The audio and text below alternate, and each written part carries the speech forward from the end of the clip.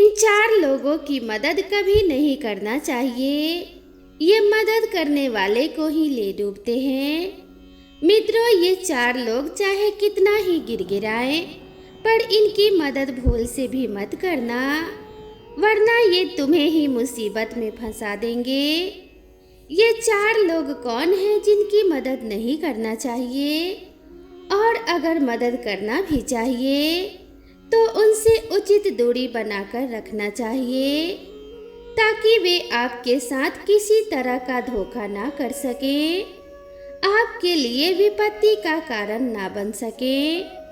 तो मित्रों, इस कहानी को आप ध्यान से सुनना और पूरा सुनना। यह कहानी बड़ी ही रोचक और ज्ञानवर्धक है। मित्रों, बहुत समय पहले की बात है। एक पेड़ पर एक चीरा और एक चिड़िया रहते थे। दोनों का उस वृक्ष पर घोंसला बना हुआ था। दोनों पति पत्नी बड़े आनंद से अपने घोंसले में रहते थे। दोनों के बीच बहुत ही प्रेम था। चिड़िया बड़ी ही दयालु और धार्मिक स्वभाव की थी। वह अक्सर भगवान का गुणगान करती रहती थी और अपने पति और बच्चों की अच्छे से देखभाल करती थी। चिड़िया अपने गृह धर्म का बहुत अच्छे ढंग से पालन कर रही थी। चीरा भी चिड़िया से बहुत प्रेम करता था, लेकिन वो चीरा बहुत ही बुद्धिमान पक्षी था। नीति शास्त्र का उससे बड़ा ही अच्छा ज्ञान था। हर काम को बड़े ही सोच समझ कर करता था, और कहते भी हैं यही बुद्धिमान और समझदार लोगों की पहचान होती है कि वो अपने प्रत्येक काम को बहुत ही सोच समझकर और दूर तक की सोच कर करते हो। ऐसा व्यक्ति अपने जीवन में कभी दुखी नहीं होता है, और ना ही उसके जीवन में कभी पछताने या रोने का अवसर आता है। कहते हैं शत्रु, कर्जा, अग्नि, बीमारी, इन चारों को जो समय रहते नहीं दबाता, वह इनके बलिष्ठ होने पर इन्हीं के हाथों उनका सर्वनाश हो जाता है। विपत्ति आने से पहले ही जो दूर तक की सोच लेता है, वह विपत्ति से अपना बचाव कर लेता है, और जो विपत्ति आने का इंतजार करता है, कहते हैं विपत्ति आने दो, तब देखेंगे, फिर कुछ नहीं कर पाता। मित्रों, चिड़ा अक्सर अपनी चिड़िया को अच्छे अच्छे उपदेश देता रहता था। चिड़िया चिड़ा की हर बात बड़े ध्यान से सुनती थी और हर बात उसकी मानकर चलती थी। मित्रों, एक दिन की बात है, भयंकर आंधी और बारिश आ जाती है। चिड़ा और चिड़िया अपने घोंसले में आनंद से बैठे हुए थे। तभी कुछ देर के बाद कहीं से बारिश में भीगता हुआ एक कौवा आता है और चिड़िया के घोंसले के पास आकर चिड़ा और चिड़िया से निवेदन करता है कि भाई, मुझे अपने घोंसले में थोड़ी देर के लिए शरण दे दो। बारिश रुकने के बाद मैं यहाँ से चला जाऊंगा। मित्रों, आंधी और बारिश का वो मारा कौवा जब चिड़ा और चिड़िया से उनके घोंसले में ठहरने की बात कहता है, तो उसकी दयनीय दशा को देखकर चिड़िया को कुछ उसके ऊपर तरस आ जाता है। चिड़िया अपने पति चिड़ा से कहती है कि स्वामी, ये कौवा मुसीबत का मारा है। बेचारा बारिश के थपेरे खाकर देखो ना कितना परेशान हो गया है। एक काम करते हैं, इसे थोड़ी देर के लिए अपने घोंसले में ठहर लेने देते हैं। बारिश रुक जाएगी तो यह यहाँ से चला जाएगा। कहते हैं यदि कोई दीनहीन मुसीबत का मारा अपने द्वार पर आता है तो उसकी मदद जरूर करनी चाहिए, यही धर्म है। चिड़िया की बात सुनकर चिड़ा कहता है कि हे प्रिय, मैं तुम्हारी भावनाओं की कदर करता हूँ। वास्तव में तुम एक नेक दिल वाली हो। दीनहीन प्राणियों पर दया करना चाहिए, लेकिन हर एक प्राणी पर दया भी नहीं करनी चाहिए, क्योंकि कुछ लोग बड़े ही धूर्त और दुष्ट किस्म के होते हैं। वे करके शरण देने वाले को ही नुकसान पहुंचाते हैं। इसीलिए पहले ऐसे लोगों के बारे में खूब सोच और परख लेना चाहिए। कौवा ही बड़ा दुष्ट और धूर्त प्राणी होता है। अगर इसको हमने अपने घोंसले में ठहर लेने दिया तो हो सकता है कि वह हमारे घोंसले को या फिर आपको देखकर नीयत खराब कर बैठे। इसीलिए उससे दूर ही रहना ठीक है। ऐसे लोग अक्सर उंगली पकड़कर गला पकड़ लेते हैं। इस विषय में मैं तुम्हें एक बड़ी ही प्यारी कहानी सुनाता हूँ। इस कहानी से तुम्हें सब समझ में आ जाएगा कि ऐसे लोगों की मदद क्यों नहीं करनी चाहिए। जरा ध्यान से सुनो। तब मित्रों, चिरा अपनी चिड़िया को एक कहानी सुनाता है और चिड़िया अपने पति चिरा की इस बात को बड़े ही ध्यान से और गौर से सुनती है। चिरा कहता है कि हे प्रिय, बहुत समय पहले की बात है। किसी राज्य में एक राजा और रानी रहते थे। राजा के घर में किसी बात की कोई कमी नहीं थी। धन के भंडार भरे हुए थे। रानी बहुत सुख से रह रही थी। राजा और रानी भगवान शिव के बहुत बड़े उपासक थे। दोनों को किसी तरह का कोई दुख नहीं था, परंतु एक दुख उनके जीवन में सबसे बड़ा था। राजा और रानी को अभी तक कोई संतान नहीं हुई थी। प्रजा में भी राजा और रानी को लेकर काफी बातें हुआ करती थी कि यह राजा निर्वंशी है, यह रानी न जाने कौन सा पाप करके आई है जो अभी तक इसकी कोख से कोई संतान नहीं हुई। ऐसे राजा का हमें सुबह शाम दर्शन करना पड़ता है। राजा और रानी का मुंह देख ले तो हमें दिन भर भोजन करने को नहीं मिलता है। ऐसे निर्वंशी राजा के राज में रहना भी पाप है। प्रजा की यह बातें राजा और रानी को भी सुनने को मिलती हैं, तो सुनकर उन्हें बड़ा दुख होता है। सोचने लगे कि हे परमात्मा, यह हम सब क्या सुन रहे हैं। संतान देना और न देना तो यह विधाता के हाथ में है। इसमें हमारा क्या दोष है। मित्रों, राजा रानी भगवान शिव के मंदिर में जाकर रोज यही प्रार्थना करते हैं कि हे परमात्मा, चाहे तुम हमें एक बेटी ही दो, लेकिन इस कलंक से हमें बचा लो। इधर जब प्रजा की इन बातों से रानी ज्यादा आहत हो जाती है तो राजा उसे समझाता है कि हे प्रिय, समाज के लोग अगर कहते हैं, अपमान करते हैं, तो इन्हें करने दो। इसमें हम और आप क्या कर सकते हैं। जब तक भगवान की मर्जी नहीं होगी तब तक हमें संतान नहीं होगी। जब भगवान शिव की कृपा हो जाएगी तो हमारी मुराद एक न एक दिन अवश्य पूरी हो जाएगी। ज्यादा चिंता करने से कुछ नहीं होगा। मित्रों, इस प्रकार से समाज के अपमान को भुलाकर राजा और रानी भगवान शिव की चर्चा में, भगवान शिव की भक्ति में लीन हो जाते हैं। इधर दोस्तों क्या होता है, एक बार देव ऋषि नारद भ्रमण करते हुए भूतल पर आए और उसी राज्य से होकर गुजरने लगे। तब उन्होंने राजा और रानी की ओर देखा तो वे समझ गए कि यहाँ का राजा और रानी संतान के लिए बहुत दुखी हैं। ये देखकर देव ऋषि नारद फौरन कैलाश पर्वत पर जाते हैं और भगवान शिव को राजा और रानी के बारे में बताते हैं कि हे प्रभु, आज मैं अपनी आंखों से देखकर आ रहा हूँ कि पृथ्वी पर एक राजा और रानी आपके बहुत बड़े भक्त हैं, जो रात दिन आपकी भक्ति में अपना जीवन व्यतीत कर रहे हैं, और फिर भी आपके भक्त एक संतान के लिए दुखी हैं। हे प्रभु, आप ऐसा क्यों करते हैं।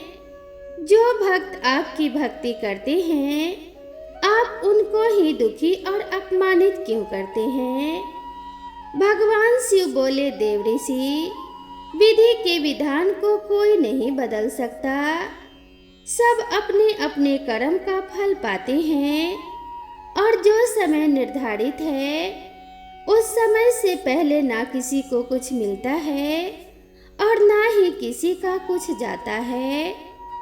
तब देव ऋषि ने जवाब दिया कि हे प्रभु, आपकी बात तो ठीक है, किंतु ऐसी धन माया का क्या लाभ जिसका कोई उपभोग करने वाला ही ना हो। यदि आप उन्हें एक संतान दे दें तो आपके खजाने में कमी नहीं आएगी। यह बेचारी समाज के लोगों के तानों से, अपमान से बहुत दुखी रहती है।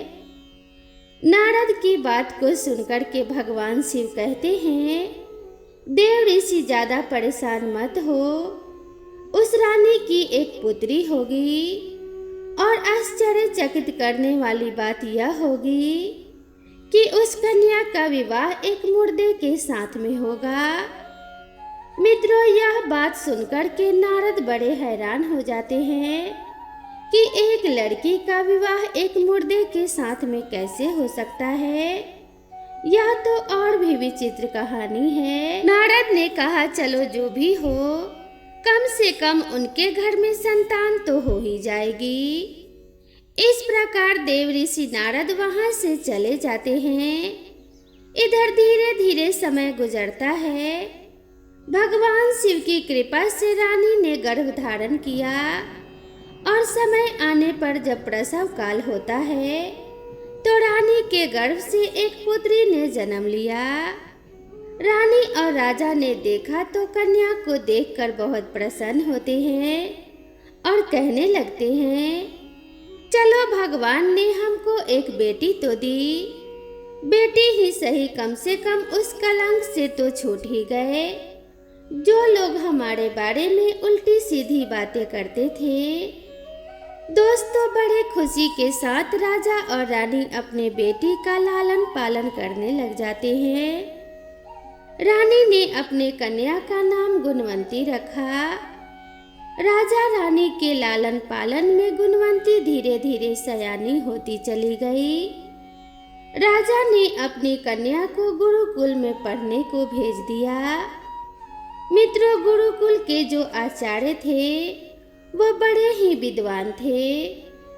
आचार्य ने जब राजकन्या गुणवंती को देखा तो उसकी मस्तिष्क रेखा, भाग्य रेखा देखकर वे समझ जाते हैं कि कन्या का विवाह एक मुर्दे के साथ में होगा। लेकिन यह बात भी उस लड़की को नहीं बताते हैं। गुरुकुल के आचार्य गुणवंती को अक्सर करमजली कहकर पुकारते थे। जब करमजली कहकर पुकारते थे, 2-4 दिन तो लड़की गुरु के इन शब्दों को चुपचाप सुनती रही, लेकिन ज्यादा दिनों तक उससे यह बर्दाश्त नहीं हुआ। तो एक दिन उसने गुरुजी का यह व्यवहार अपने माता पिता को बताया। उसने अपने पिता राजा से कहा कि पिताजी, गुरुकुल के जो आचार्य हैं, जो गुरुजी हैं, वह हर रोज हमारा अपमान करते हैं, मेरा अपमान से नाम लेते हैं।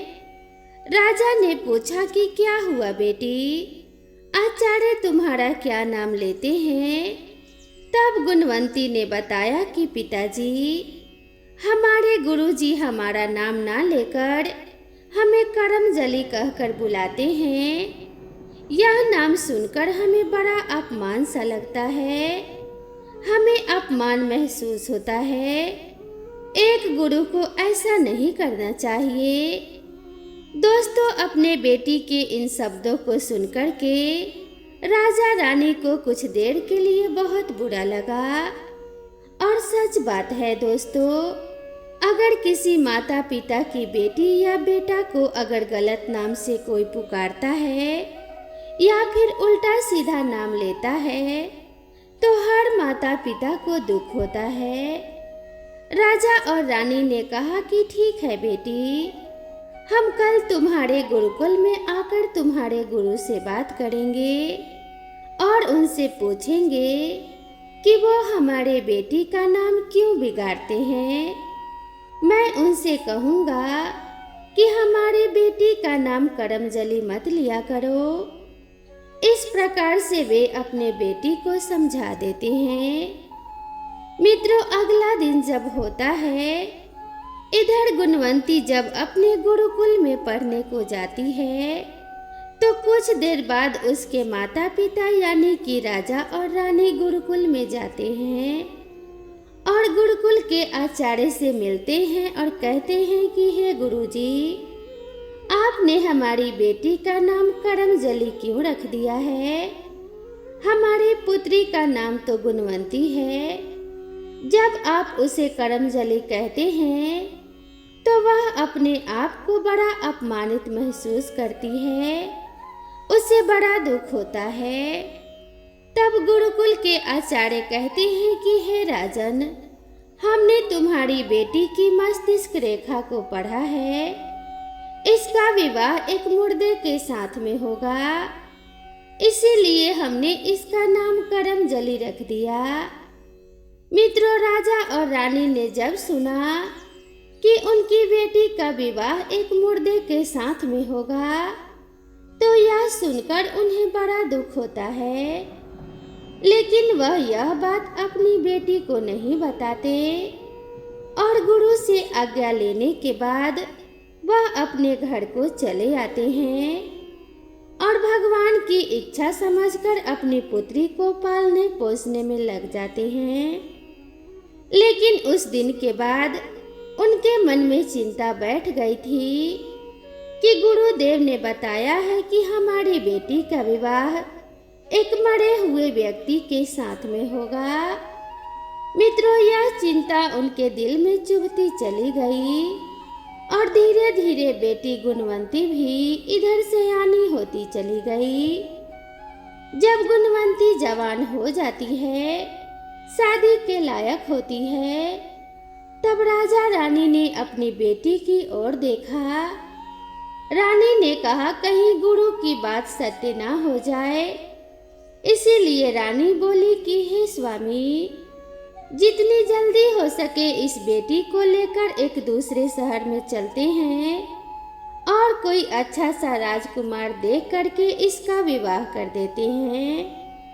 अगर कहीं गुरु की बात सच हो गई तो हमारी बेटी का जीवन नरक बन जाएगा। मित्रों, राजा इस बात से सहमत हो जाता है। राजा ने कहा ठीक है, हमें अति शीघ्र किसी राजकुमार के साथ अपने बेटी का विवाह रचा देना चाहिए।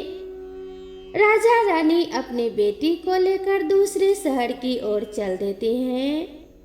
अपनी बेटी का विवाह किसी राजकुमार से करने के लिए जब वे दूसरे शहर को जाते हैं और रास्ते में जब वे पहुंचे तो राजा रानी ने क्या देखा कि एक बड़ा भयंकर सांड आ रहा था। वह सांड उनकी ही ओर चला आ रहा था। राजा रानी घबरा गए।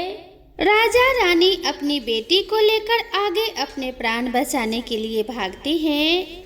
वह सांड भी उनका पीछा करता है। राजा ने देखा कि अब हमारे प्राण नहीं बचेंगे, तो उन्होंने भगवान शिव को याद किया और कहा कि हे प्रभु, इस सांड से हमारी रक्षा करो। थोड़ी देर के लिए हमें धरती में छुपने के लिए जगह दे दो।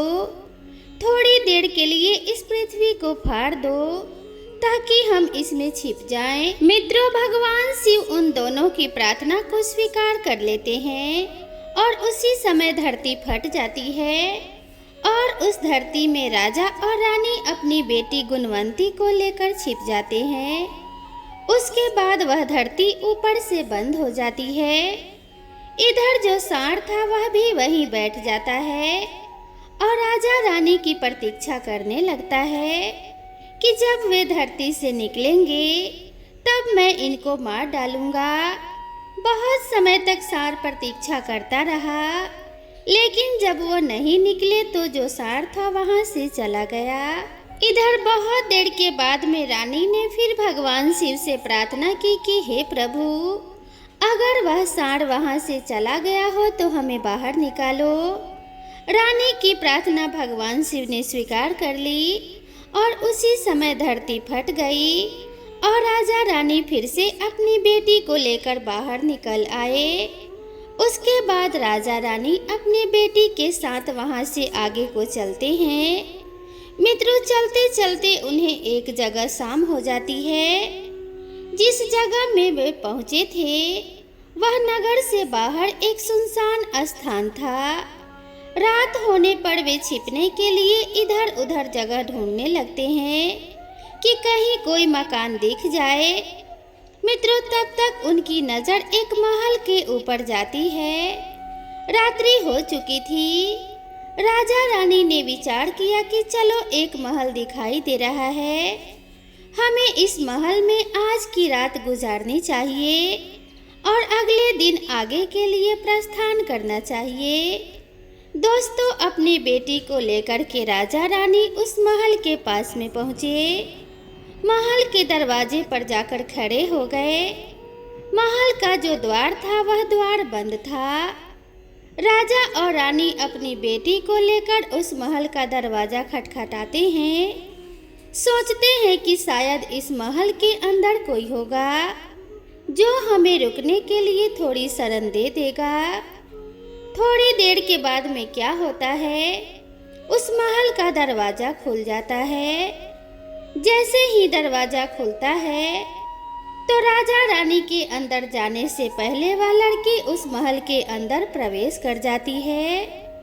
मित्रों, आश्चर्य की बात तो यह थी कि उस लड़की के महल के अंदर प्रवेश करते ही उस महल का दरवाजा पुनः बंद हो जाता है और राजा रानी महल के बाहर ही रह जाते हैं। यह देख करके राजा और रानी बड़े चिंतित होते हैं और बार बार महल का दरवाजा खटखटाते हैं। कहते हैं, बेटी दरवाजा खोलो। उधर अंदर से गुणवंती दरवाजा खोलने का बहुत प्रयास करती है, लेकिन दरवाजा नहीं खुलता। अब तो राजा और रानी वहीं दरवाजे पर बैठकर उसके खुलने का इंतजार करने लगते हैं। मन में बड़े बेचैन होते हैं कि पता नहीं इस महल में कौन रहता है और हमारे बेटी के साथ पता नहीं क्या करेगा। वे बार बार भगवान शिव से प्रार्थना करते हैं कि हे प्रभु, हमारी बेटी की रक्षा करना। मित्रों, वे दोनों अपनी बेटी की उम्मीद में दरवाजे पर बैठे रहते हैं कि दरवाजा खुलेगा और हमारी बेटी निकलेगी और हम अपनी बेटी को लेकर आगे के लिए चले जाएंगे। दोस्तों, इधर करमजली उसी महल के अंदर बंद है। उसने देखा कि महल के अंदर बड़ी सुंदर फुलवाड़ी है जिस पर सुंदर सुंदर फूल लगे हुए हैं। बहुत ही सुंदर महल था। उस महल के अंदर खाने पीने की सारी चीजें मौजूद थी। महल में सुंदर सुंदर पलक पड़े हुए थे। ऐसा लगता था जैसे इस महल में कोई राजा रहता हो। लेकिन मित्रों, गुणवंती को उस महल के अंदर कोई भी नजर नहीं आता है। जब कोई दिखाई नहीं देता तो वो लड़की बहुत घबरा जाती है। मित्रों, उस करमजली को उस महल के अंदर भूख लग जाती है। अब उस महल के अंदर भोजन तलाश करने में वह लग जाती है। उसने देखा कि एक चूल्हा रखा हुआ था। सोचा कि चलो इसी चूल्हे पर कुछ खाने को पकाते हैं। मित्रों, जैसे ही वो चूल्हे के पास पहुंची तो चूल्हे में कुछ राख पहले से भरी हुई थी। गुणवंती ने अपने हाथों से चूल्हे की राख साफ की। तभी एक ऐसा हवा का झोंका आता है कि उस चूल्हे से कुछ राख उड़कर गुणवंती की मांग में भर जाती है और वह राख एकदम सिंदूर में बदल जाती है। जब उसने देखा कि उसकी मांग सिंदूर से भर गई है तो वह भागकर दरवाजे पर पहुंचती है। दरवाजा तो पहले से ही बंद था। उसने आवाज देकर अपने माँ बाप को बताया, जो दरवाजे पर बैठे उसके निकलने का इंतजार कर रहे थे।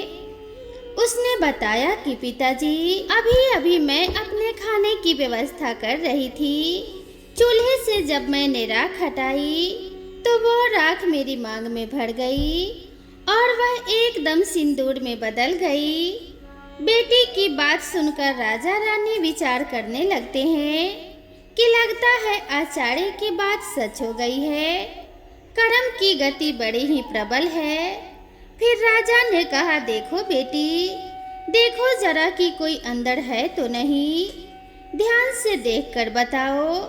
गुणवंती अंदर महल में जाकर देखने लगती है। बहुत देर तक इधर उधर देखती रही। तब उसने क्या देखा कि एक मुर्दा पड़ा हुआ है जिसके ऊपर घास उगी हुई है।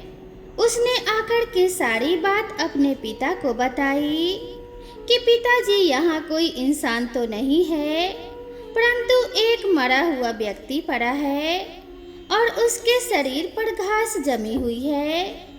मित्रों, मुर्दे का नाम सुनते ही राजा रानी समझ जाते हैं कि गुरुजी की बात सत्य हो गई है। फिर राजा रानी ने कहा, बेटी, अब हम कुछ नहीं कर सकते, तुम्हारे भाग्य में यही लिखा था। गुरुकुल के आचार्य तुम्हें करमजली इसीलिए कहते थे। उन्होंने हमें बताया था कि गुणवंती का विवाह एक मुर्दे के साथ होगा। यह बात हमने तुम्हें नहीं बताई थी और तुम्हारा विवाह करने के लिए ही हम दूसरे राज्य में जा रहे थे ताकि तुम्हारा किसी राजकुमार से विवाह हो जाए और वो भविष्यवाणी झूठी हो जाए। लेकिन कहते हैं कि विधाता के लेख को कोई नहीं बदल सकता। बेटी, तुम्हारी किस्मत ने तुम्हें यहाँ लाया है। अब हम कब तक तुम्हारी प्रतीक्षा करेंगे? इसीलिए हमने निश्चय किया है कि हम तुम्हें तुम्हारे भाग्य पर छोड़कर अपने राज्य को वापस जा रहे हैं। तुम अपने भाग्य के साथ यहीं पर रहना। अगर किस्मत में सुख होगा तो तुम्हें यहीं पर सारे सुख प्राप्त हो जाएंगे। मित्रों, इस प्रकार राजा और रानी वहां से अपने नगर को लौट जाते हैं। इधर गुणवंती उसी महल में रहती है और उसने जो मुर्दा था उसके ऊपर जो घास उगी हुई थी, गुणवंती उस घास को धीरे धीरे साफ करने लगती है। एक दिन ऐसा होता है कि उसने उसके शरीर के सारे घास साफ कर दिए। मुर्दे के ऊपर जमी हुई जितनी घास थी वह सारी घास हटा दी। केवल आंखों पर थोड़ी सी घास बची थी। जब उस मुर्दे का पूरा शरीर साफ हो जाता है तब उसने देखा कि अचानक से उस महल का दरवाजा खुल जाता है। वो भाग करके द्वार पर आती है, लेकिन वहाँ उसके माता पिता मौजूद नहीं थे। कोई भी वहाँ नजर नहीं आता है। अब वह लड़की उस मुर्दे के साथ उसी महल में अकेली रहती है। वहाँ उससे कोई बातचीत करने वाला भी नहीं था। धीरे धीरे कुछ दिन बीत जाते हैं। एक दिन उसके द्वार पर एक भिखारिन स्त्री आती है। वह स्त्री बहुत दुखी थी। उसने गुणवंती से कहा, बहन, मैं बड़ी ही लाचार स्त्री हूँ। मेरा इस दुनिया में कोई नहीं है। मेरा पति मुझे जवानी में ही छोड़कर चला गया है।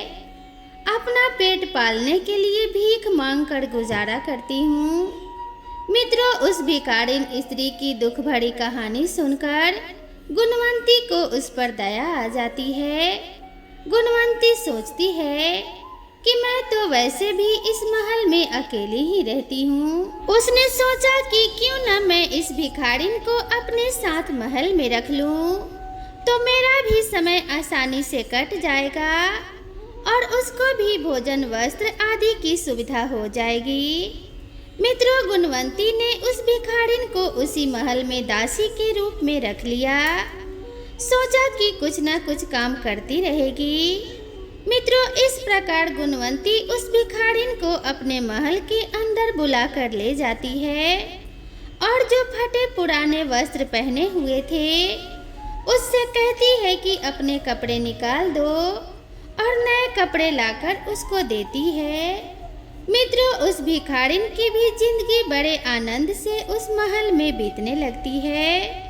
वह दासी बनकर के गुणवंती के साथ रहने लगी। मित्रों, धीरे धीरे इस तरह से बहुत दिन बीत जाते हैं। वे हमेशा उसी महल के अंदर रह रही थी। एक दिन जब वो बाहर घूमने के लिए निकली तो उसने देखा कि बाहर बहुत अच्छा है।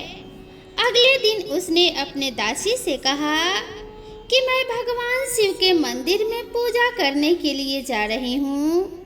काफी दिनों से मैं इस महल से बाहर नहीं गई। आज मैं भगवान शिव के मंदिर जा रही हूँ।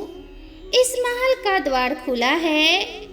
उसने अपने दासी से कहा कि तुम यहीं पर रहना और एक बात का ध्यान रखना, यह जो मुर्दा पड़ा है तुम पूरे घर की साफ सफाई करना, लेकिन इस मुर्दा की आंखों से घास साफ मत करना। मित्रों, इतना कहने के बाद में करमजली भगवान शिव की पूजा करने के लिए महल से बाहर मंदिर की ओर चली जाती है। इधर उस दासी ने घर की साफ सफाई की। अब जो करमजली उससे कहकर गई थी कि इस मुर्दे की आंखों से घास मत हटाना, लेकिन मित्रों वो दासी इस बात को भूल जाती है। उसने जाकर के मुर्दे की आंखों की घास साफ कर दी। अब तो मित्रों जैसे ही उसने मुर्दे की आंखों से घास हटाई तो मुर्दा एकदम से सुंदर राजकुमार के रूप में जीवित हो उठा।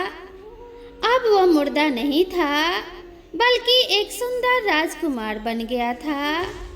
उस राजकुमार ने उस दासी से कहा कि काफी दिनों से तुमने हमारी सेवा की है, इसलिए मैं तुमसे बहुत प्रसन्न हूँ और मैं तुमसे अब जल्द ही विवाह रचाने वाला हूँ। राजकुमार की यह बात सुनकर के दासी मन ही मन बड़ी प्रसन्न होती है, लेकिन यह सोचकर उदास हो जाती है कि जब वह राजकुमारी यहाँ आएगी तो मुझसे वह राजकुमार को छीन लेगी।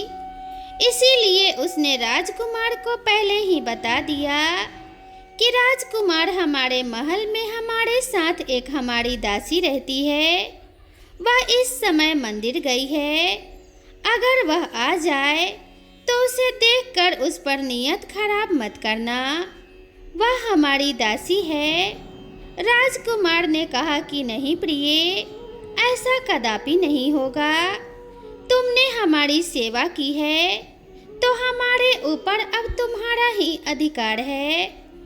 मित्रों, यह सुनकर के दासी मन ही मन खुश होती है। सोचने लगी भगवान ने हम पर विशेष कृपा की है। पति रूप में हमें इतना सुंदर राजकुमार मिल गया। उसके अंदर खुशी का कोई ठिकाना नहीं था। उधर दोस्तों मंदिर से जब करमजली लौट कर आती है और उसने महल के अंदर एक सुंदर राजकुमार को देखा तो वह समझ गई कि मैं इस दासी से मना करके गई थी कि आंखों की सफाई मत करना, लेकिन इसने वही किया। वो आकर के उस दासी को डांटने लगती है। कहने लगी कि हे दासी, मैंने तुमसे मना किया था और तुमने जानबूझकर वही काम किया है। तुमने ऐसा क्यों किया? मित्रों, उस समय राजकुमार अपने कक्ष में सो रहा था। वह यह समझ नहीं पाया कि मेरी पत्नी तो गुणवंती है, इस दासी ने उसके साथ धोखा किया है। मित्रों, दासी ने राजकुमार को पहले ही कह दिया था कि जो दूसरी स्त्री इस महल में रहती है वह मेरी दासी है। इसीलिए राजकुमार उसको भाव नहीं देता था। वो दासी हर समय राजकुमार के कान भरती रहती थी कि वह अपनी दासी है, उसके पास मत जाना।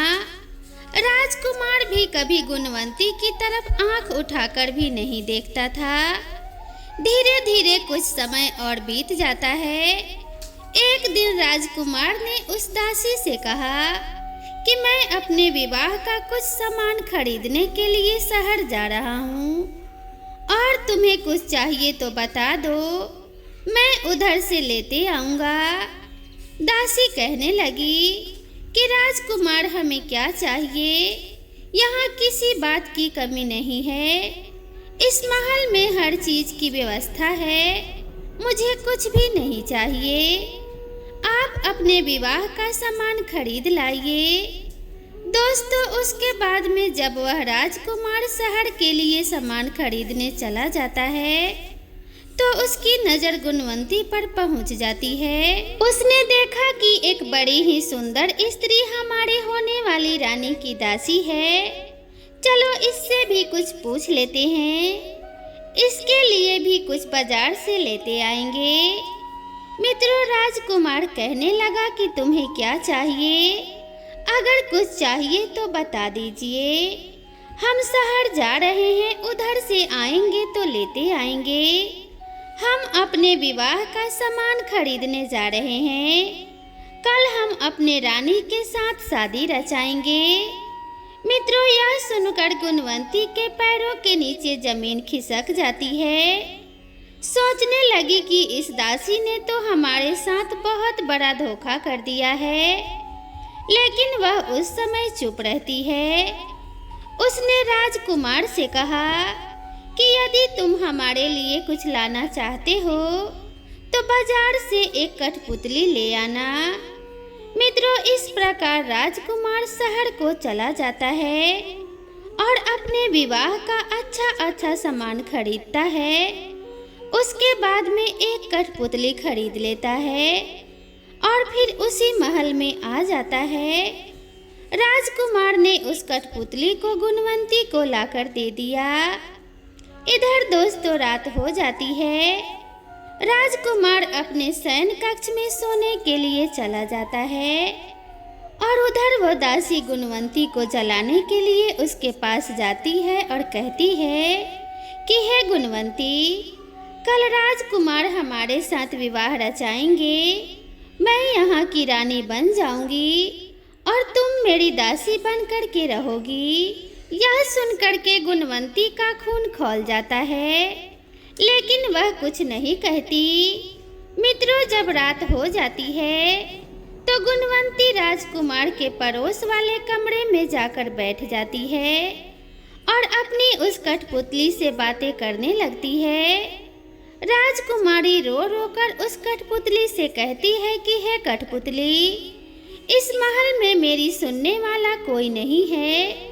अब तू ही मेरे पास है तो तू ही मेरी दुख भरी कहानी को सुन ले। हे कठपुतली, इस दासी ने मेरे साथ बड़ा धोखा किया है। मेरे माता पिता मुझे छोड़ कर के चले गए। हमारे गुरुजी ने कहा था कि तुम्हारा विवाह एक मुर्दे के साथ में होगा, मुर्दे से विवाह ना हो। इसीलिए हमारे माता पिता एक राजकुमार की तलाश में दूसरे शहर में आए थे। चलते चलते रात हो जाती है। वे मुझे लेकर इस महल में रात्रि व्यतीत करने के लिए रुकते हैं। जब महल के द्वार पर वे आते हैं तो महल का द्वार खुल जाता है। मैं अपने माता पिता के अंदर प्रवेश करने से पहले महल में दाखिल हो जाती हूँ। तभी महल का दरवाजा बंद हो जाता है। दरवाजे पर बैठकर मेरे माता पिता मेरी प्रतीक्षा करने लगते हैं, लेकिन दरवाजा नहीं खुलता है। उसके बाद मुझे भूख लगने लगी थी। कुछ खाना बनाने के लिए मैं एक चूल्हे के पास गई। उस चूल्हे में कुछ राख पड़ी हुई थी। जब मैंने उस राख को हटाया तो वो राख उड़कर मेरी मांग में भर गई और वो सिंदूर में बदल गई। यह बात मैंने जाकर अपने माता पिता को बताई तो पिताजी ने कहा, बेटी तेरी किस्मत ही ऐसी है, अब मैं कुछ नहीं कर सकता। और वह हमें छोड़ करके अपने राज्य के लिए चले गए। मित्रों, उधर चिरा अपनी चिड़िया से कहता है कि हे चिड़िया, वह करम जली रात में यह सारी बातें अपनी उस कठपुतली से कह रही थी। संयोग से उस दिन राजकुमार उसकी बातों को सुन रहा था। राजकुमारी आगे अपनी कठपुतली से कहती है कि जब मैं उस महल के अंदर रह गई तो मैंने इस घर की साफ सफाई की। इस घर में एक मुर्दा पड़ा हुआ था। मैंने उस मुर्दे के ऊपर की घास साफ की। केवल आंखों पर थोड़ी सी घास शेष बची हुई थी। एक दिन यह स्त्री भिखारिन मेरे द्वार पर आती है। मैंने दयावश इसे अपने साथ रख लिया। उस दिन मैं मंदिर में गई तो इससे मना किया था कि इस मुर्दे की आंख की घास को साफ मत करना, लेकिन इसने मेरे आने से पहले मुर्दे की आंख से घास को हटा दिया और वो मुर्दा जीवित हो गया। इसी राजकुमार से मेरा रिश्ता होना था, लेकिन इस दासी ने अपने साथ रिश्ता जोड़ने के लिए बहुत बड़ा षड्यंत्र रच लिया है। दोस्तों, यह सारी बातें राजकुमार सुन रहा था। मित्रों, राजकुमारी की सारी बातें सुनने के बाद वह राजकुमार समझ जाता है कि वास्तव में यही स्त्री मेरी पत्नी है।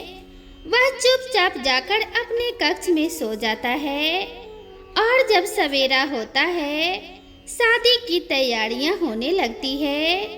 ब्राह्मण लोग विवाह कराने के लिए आते हैं। दोस्तों, इधर राजकुमार ने अपने नौकर से कहा कि जो दासी है उसको बुला कर के ले आओ। मित्रों, नौकर जाता है और करमजली को बुला कर के ले आता है। राजकुमार ने मंडप पर अपने साथ गुणवंती को बैठाया और उसके साथ में विवाह संपन्न कर लिया। इधर वो भिखारिन सजी धजी महल में बैठी हुई सोच रही थी कि मेरा राजकुमार अब मुझे बुलवाएंगे और मैं विवाह रचाऊंगी। राजकुमार से शादी करने के लिए वह बहुत व्याकुल हो जाती है। इधर तब तक राजकुमार ने करमजली के साथ में अपना विवाह रचा लिया। मित्रों, उधर वो दासी बहुत देर तक प्रतीक्षा करती रही। उसने सोचा पता नहीं क्या बात है, अभी तक मुझे कोई बुलाने नहीं आया। तब उसने बाहर निकलकर देखा तो उसने देखा कि राजकुमार उस करमजली के साथ में विवाह कर चुका है। करमजली उसके बराबर में बैठी हुई थी। यह देखकर दासी का खून खौल जाता है। दासी राजकुमार पर चिल्लाती हुई कहती है, राजकुमार, यह तुमने क्या किया? इस दासी से विवाह कर लिया। तुम तो हमारे साथ विवाह करने वाले थे। तब राजकुमार ने उस दासी को डांटते हुए कहा कि ऐ दासी, तूने हमारी होने वाले रानी के साथ गद्दारी की है। तू उस सड़क पर दर-दर की भीख मांग रही थी। मेरी रानी ने तुझे शरण दी, तुझे अपने घर में रखा, तुझे भोजन वस्त्र आदि दिए और तूने उसी के साथ धोखा कर दिया। दोस्तों, इस तरीके से राजकुमार ने उस दासी को खूब डांटा। दासी एकदम से नीचे को सर झुकाकर खड़ी हो जाती है। उसने राजकुमार से और राजकुमारी से क्षमा मांगी। दासी जब रोने लगती है तब राजकुमार उसे समझाता है कि हे दासी, भगवान शिव ने हमारा विवाह गुणवंती के साथ ही लिखा था। किसी श्राप के कारण मैं मुर्दा बन गया था। तेरे आने से पहले ही मैं गुणवंती की मांग में सिंदूर भरकर उसे अपनी पत्नी स्वीकार कर चुका था। मेरी रानी ने तुझको शरण दी। तू तो इस बात का फायदा उठाना चाहती है। तुझे उंगली क्या पकड़ाई? अब तो तू पूरे महल पर और मुझ पर कब्जा करना चाहती है। किसी ने सच ही कहा है कि 4 लोगों को कभी उंगली नहीं पकड़ानी चाहिए, वरना यह पूरे ही कलाई पे कब्जा करने की सोचते हैं।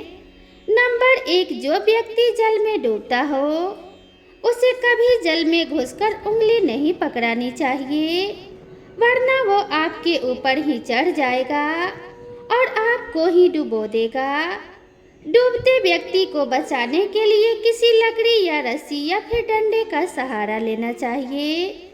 यानी कि यदि स्वयं विपत्ति में नहीं पड़ना चाहते हो तो उससे उचित दूरी बनाकर ही उसकी रक्षा करें।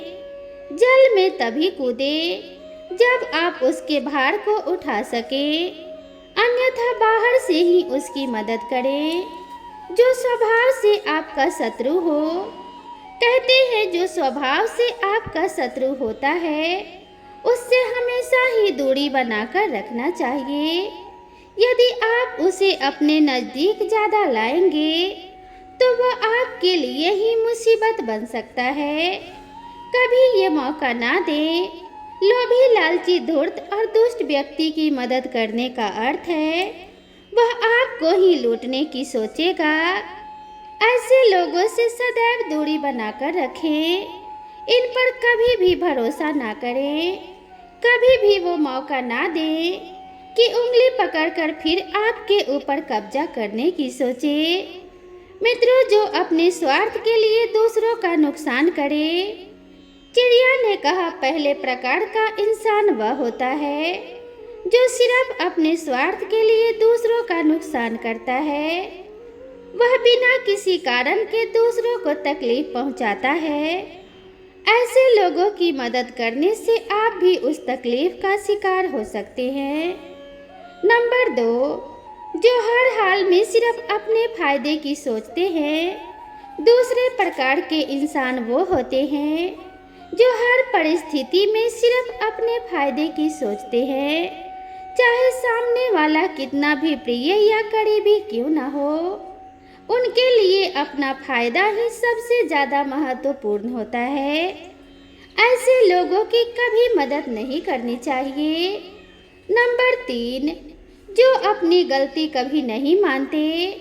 चिड़ा ने चिड़िया को समझाया कि तीसरे प्रकार के लोग अपनी गलती कभी नहीं मानते।